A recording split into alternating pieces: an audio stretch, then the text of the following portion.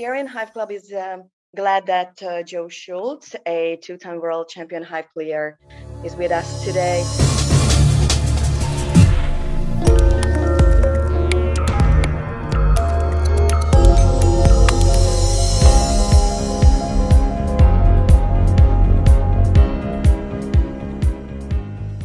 Thank you for joining us, Joe. More widely known on online Hive sites by the nickname Judoka. Well, let's begin with some personal questions, if you don't mind, because I'm so interested in the man behind the name Judoka. That's actually kind of a big thing for me since I kind of owe my Hive expertise to judo in a way. I've done judo for probably about 10 years now, and I've sort of applied the principles of judo to Hive, and honestly, that's a giant part of my success. Give us a show, boys.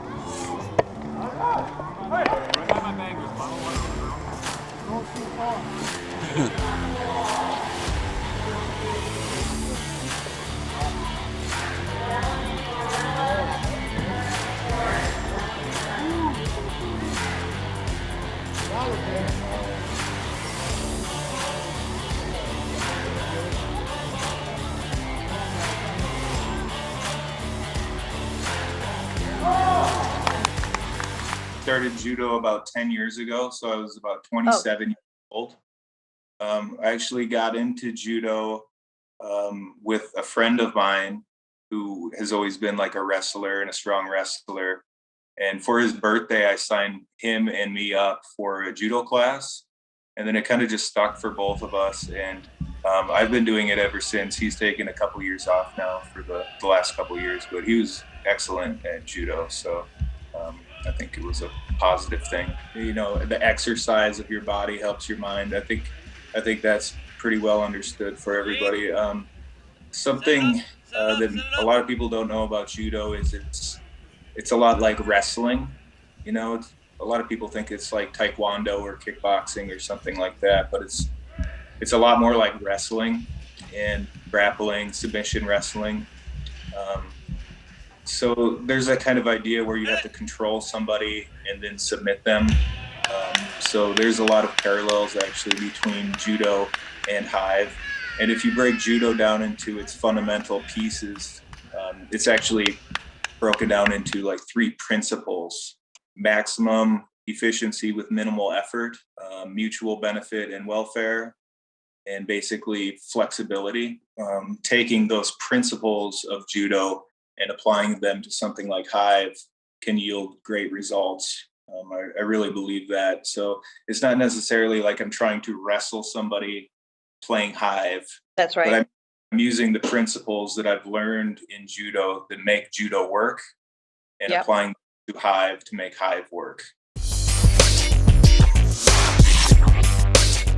Not many people call their pets actually Osoto Gari. I cannot pronounce it. Osoto Gari or Harai Goshi. Could you just help me?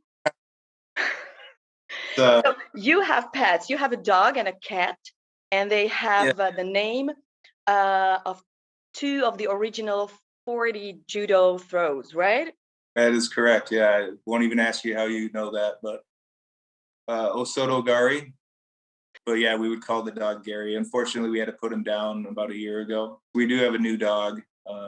His name is Bart. But yeah, Haraya Goshi is our cat, and she's a great cat. You know, I kind of think of it like it's a beautiful word, and she's a beautiful cat. And what the word actually means is hip sweep, like sweeping of the hip. So if we're both on our feet, then, you know, one of us could throw our hips across and sweep the other person's hip. And I didn't name her that because she's done that, but after I did that, she's ran across me a few times and almost tripped me into a situation where it almost is the throw that is her name. So that's kind of funny.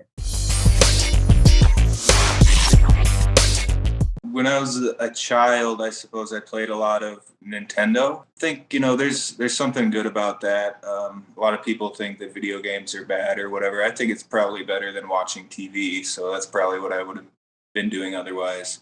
I started playing a little bit of chess Kind of liked that. And then I would play some other video games versus my brother, who was 2 years older than me. And we would play sort of real-time strategy games like Command and Conquer was the big one. We would also play real-time shooter games. I think they're called like Quake and Duke Nukem and Doom and all those games. So I kind of started cutting my teeth on tactical strategy games just by getting walloped by my big brother. Okay. And do you also like playing games that have the so-called luck factor? I like tactical thinking, and I think that you should be rewarded for good tactical thinking. Games with luck, like, say, Risk, has dice involved. I'll still play the game. I mean, it could be fun, but I kind of don't like dice. I don't like the randomness as much as um, as the tactical strategy without it.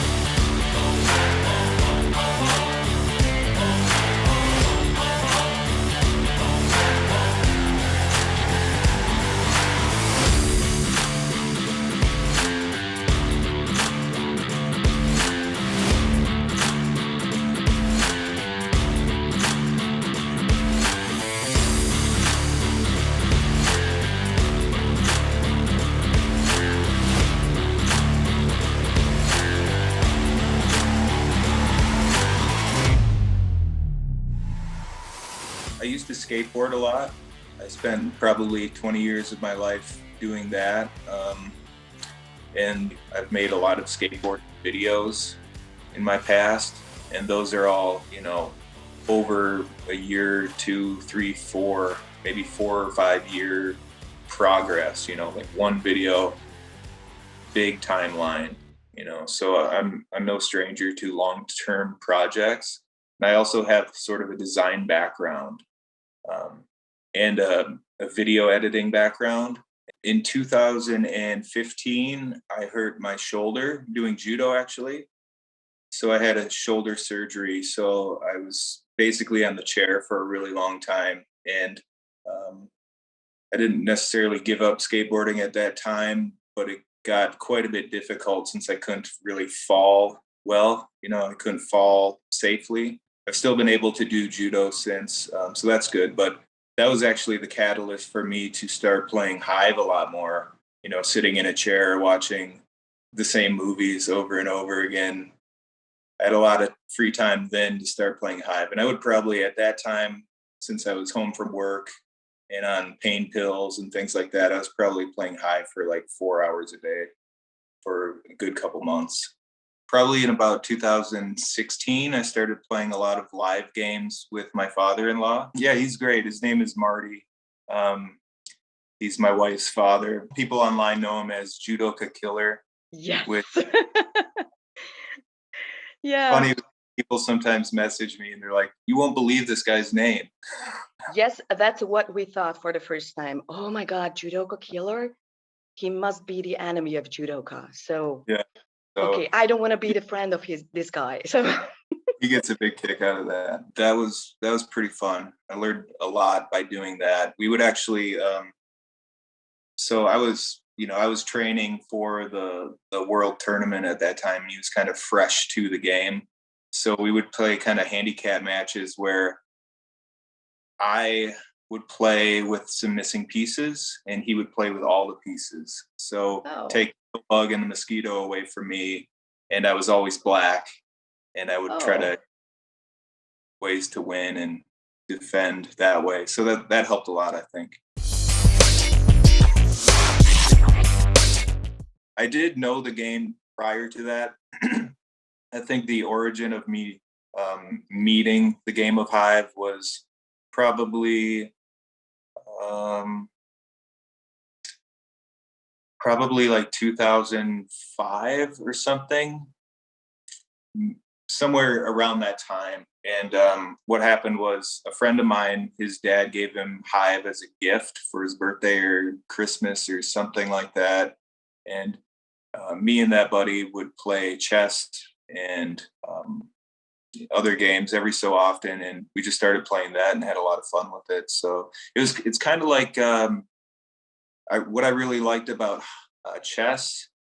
Kind of felt that same sort of tactical strategy thing about that. Yep. But then he was on the same playing field, because like what kind of is a bummer about chess is there's masters and there's people who maybe they're not even good at tactical strategy, but they've been able to memorize the moves that masters have made and commit it to memory. So I didn't like losing chess just because people had more experience.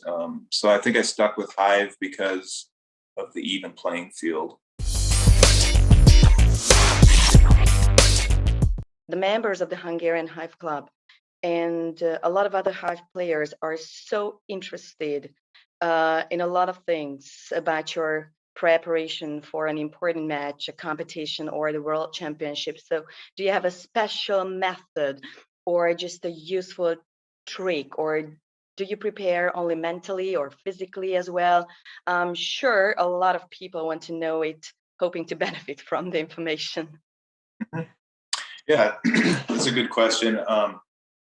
And yeah, actually, I would train physically as well. It seems strange, but like, let's say I had a tournament game in a week or something like that. Well, I would go out and make sure that I exhaust myself, like running. Mm.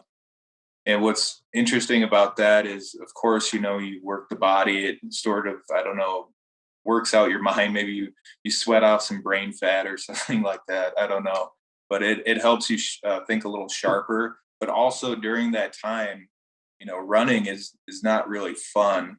So you have all this time. Maybe it's like an hour of running or something like that. But what's going through your head at that time too? So I'm thinking about my opponent and, like I said before, what his tendencies are. Yep.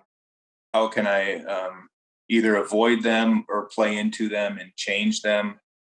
How can I find something that I can take advantage of? And I've been able to do it pretty well, I think, with a lot of players. And one way that I approach it, if if I get matched up with somebody and it's our first game of a several game match in a tournament, sometimes I won't prepare for that specifically, and I'll just try to like put my strength forward and see how it matches up with theirs.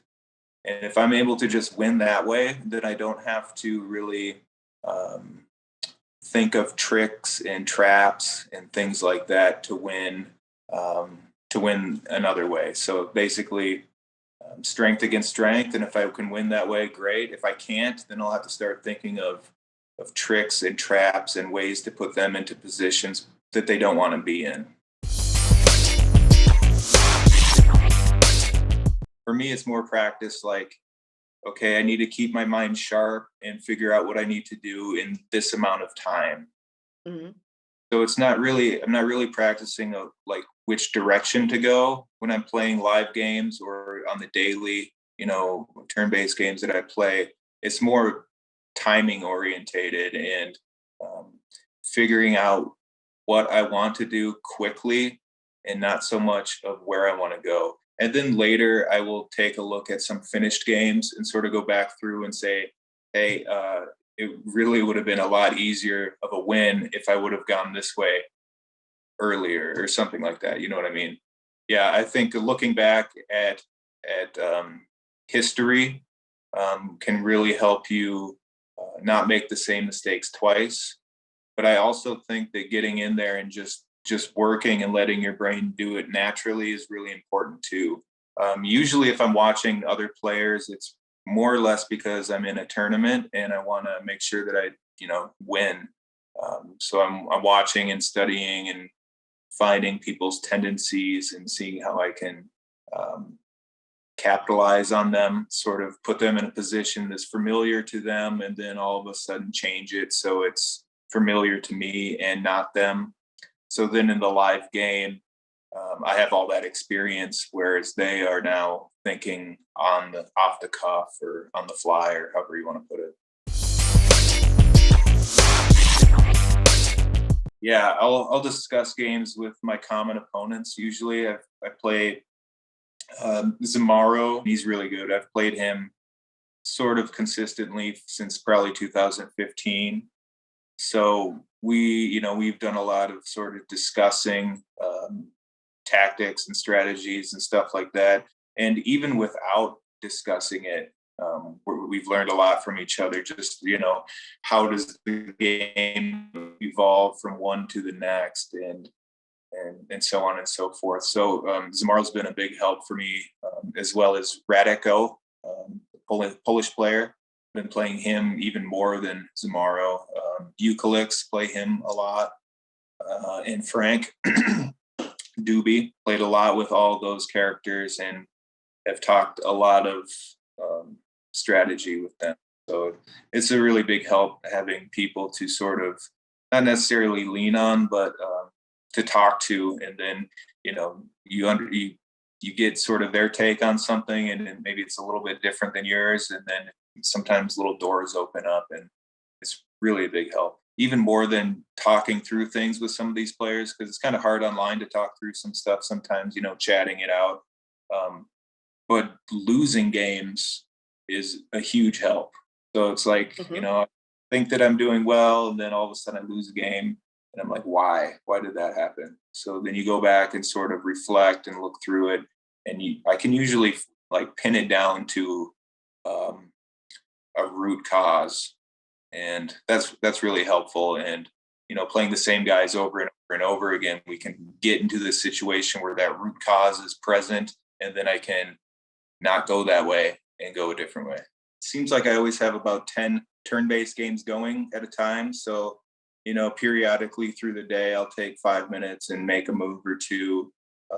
That happens quite a bit. So I don't know, I probably play an hour, maybe 2 a day, doing turn-based games. But I think something that really helps is having a standard. So kind of like a way that you always play. So for instance, I can put forth my standard and then tweak it a little bit to deal with the chaotic people, or tweak it this way to deal with the people who are trying to maintain order. And I think having that sort of standard as a through line allows you to see the reasons why you need to change a little bit mid-game. But I think before somebody can do that effectively, they have to know who they are and where their strengths and weaknesses lie. So that's kind of what I was talking about with like a standard. I think that you have to develop like your style first, and then you can start tweaking that style to meet other people's styles. Like for instance, I remember, I think it was in 2017, the year I won my first championship. I remember I was in a quarterfinals game, I think, with Quadlibet, and I devised a way to sort of screw him up from the beginning. So instead of playing the standard way that I usually would play, and he's watching me, and I know that he's onto that, and he's going to be ready for what I intend to bring at him. So I remember I started a game with Pillbug first as black, and sort of almost tricked him into taking the sacrifices that I presented, and then using my position to force a beetle up through the center. And that worked like really, really well. And I really surprised myself at that time. And I kind of think that was probably around the time where I would start preparing for people individually. So that never started at the very beginning. I had to develop myself before I could start tearing down other people, basically. Do you actually have a favorite strategy or a favorite move or a favorite stone or block or piece? I kind of like the mosquito. That's kind of a cop-out answer though, because it's kind of everything, right? I mean, Yep. it kind of sucks the power from anything it touches. So that's kind of cool. As far as favorite movements or favorite techniques, I don't know if I would necessarily call it a favorite technique, but I think one that sort of opened up my eyes and opened up the doors to a ton of victories is the hex trap. Essentially what it is a way to release your start bug. So when the opponent attacks you, to finish their attack, they have to release your start bug. So, fundamentally, what's happening there is a start bug release, and usually people angle their queen off of the start bug at a flank, and that creates a false pin with a trigger spot, right? So there's a trigger spot. So one of the kill spots around your queen actually releases the start bug. So a hex trap actually extends that trigger spot into two locations, into two kill spots instead of just one.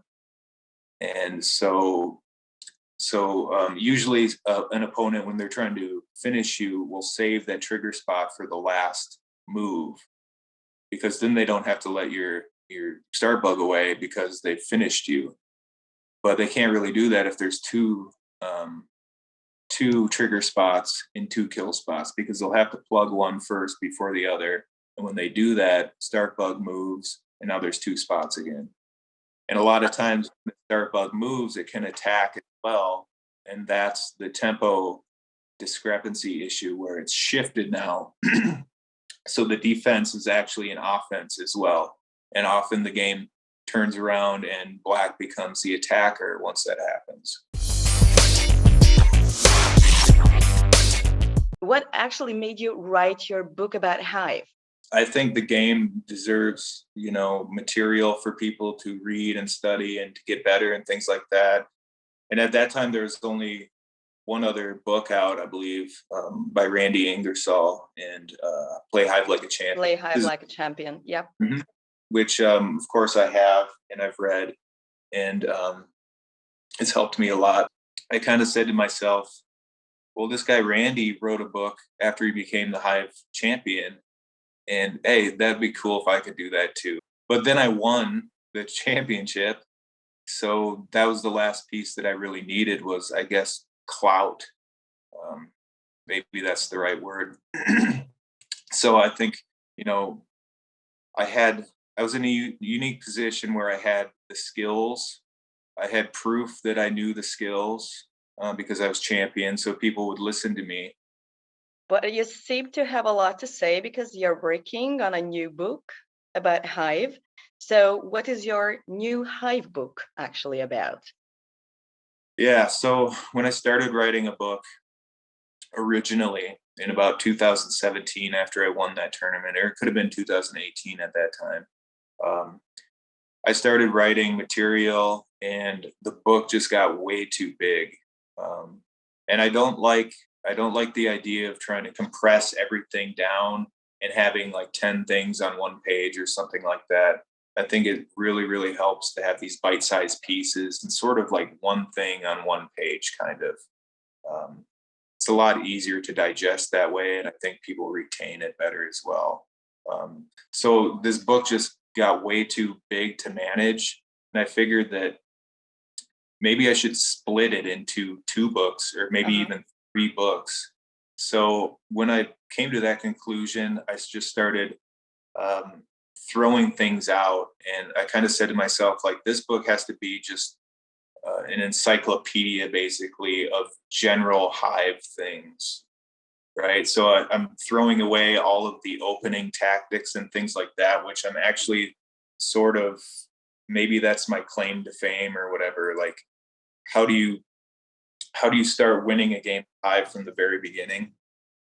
That's been kind of my motto, and I think that that's been a reason why I actually won the tournament in the first place, was because I was good at that. So I kind of intended to write a book about that.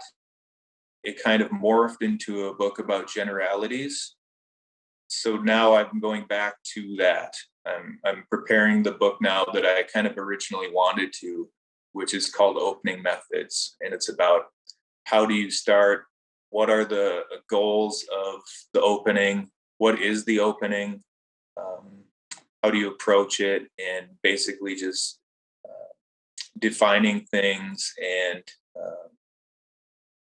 finding the best routes. As we come to a close, would you please just say a few words to the club members, to the members of the Hungarian Hive Club? Sure. Hi, Hungarian Hive Club. This is judoka, and you better hope that I don't join the team tournament. Well, thank you very much, Joe. Although you do not speak Hungarian fluently, as I know. Maybe you know some words. I don't know. The Hungarian Hive Club would appreciate if you accepted our request to be an honorary member of the club. Sure. So thank you very much. And I just wish you the best for your life and for the future. So thank you very much for being with us. Thank you. I appreciate everything.